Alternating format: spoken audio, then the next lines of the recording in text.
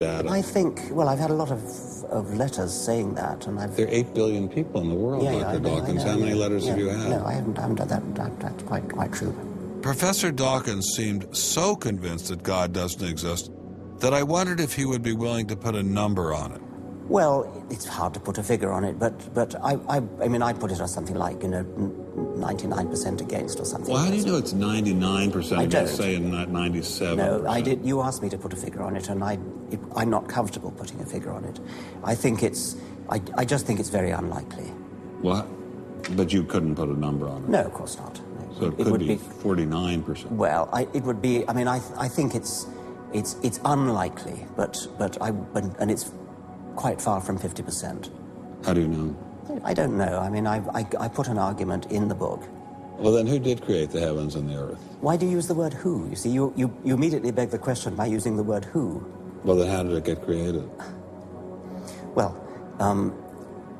by a very slow process. Well, how did it start? Nobody knows how it started. We know the kind of event that it must have been. We know the sort of event that must have happened for the origin of life. And what was that? It was the origin of the first self-replicating molecule. Right. How did that happen? I told you we don't know. So you have no idea how it started? No. Nor has anybody. Nor has anyone else. What do you think is the possibility that intelligent design might turn out to be the answer to some issues in genetics or in evolution?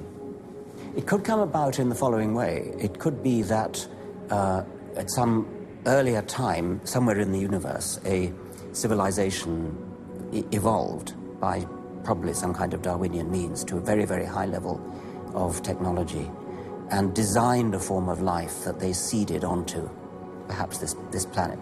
Now, that is a possibility and an intriguing possibility. And I suppose it's possible that you might find evidence for that if you look at the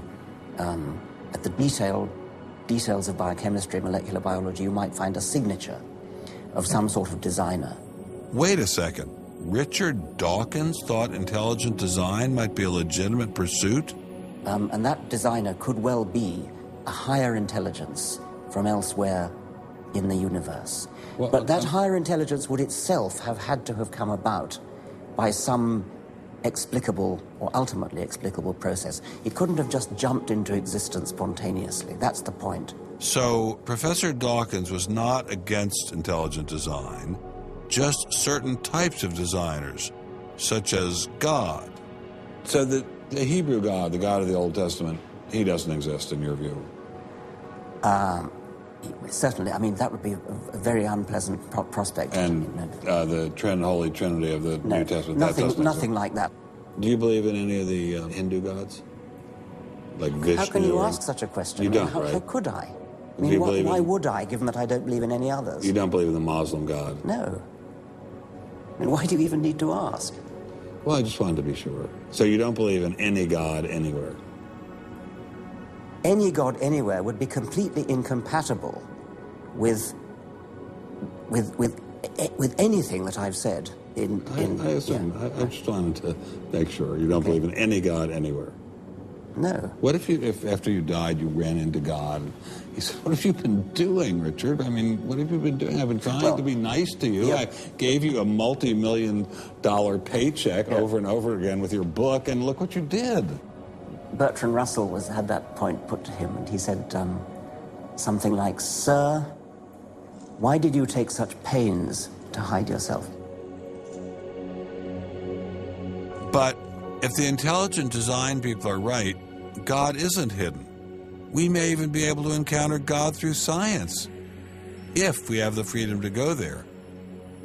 What could be more intriguing than that?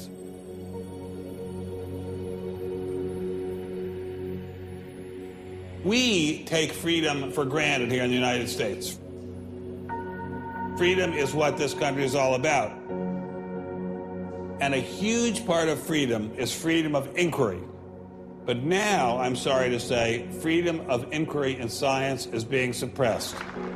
Behind me stands a wall that encircles the free sectors of this city, part of a vast system of barriers. There are people out there who want to keep science in a little box where it can't possibly touch a higher power cannot possibly touch God. Those barriers cut across Germany in a gash of barbed wire, concrete, dog runs, and guard towers. If you believe in God, and you believe that there is an intrinsic order in the universe, and you believe that it's the role of science to try to pursue and understand better that order, you will be ostracized. I'm frightened by this, but I'm not going to let it stop me from investigating and from speaking. The wall cannot withstand freedom. What I'm asking for is the freedom to follow the evidence wherever it leads. My hope is that there'll be enough independent thinking scientists who don't like to be told what to think. People on both sides of the argument being prepared to talk and listen. And above all, a willingness to keep these dialogues open. It might allow a lot of very good scientists to be scientists who aren't being allowed to be scientists right now. I don't care what they end up as being. I don't care if they end up being religious, a young earth creationist. If they have thought their way through the issues and get there, I'm all for them. And why do I think we're going to win in this struggle? Because truth crushed to earth will rise again. To find out what's true has a value all of its own. If it has additional good consequences, so be it. Because no lie can live forever. And I believe that science gives us one perspective on the world, and our religious insight gives us another perspective on the world. And by putting the two together, they will see more deeply and more truly. And if we will stand up for freedom, Freedom is the victor. and if we all do that, we will overcome.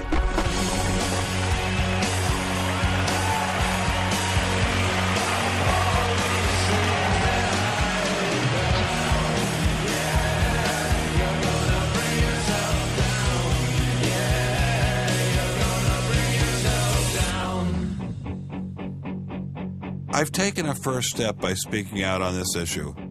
But if the wall is to come down, we all have to do our part. Some of you will pay a heavy price for speaking out.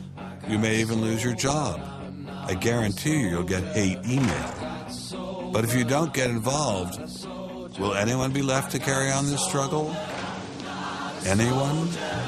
Anyone?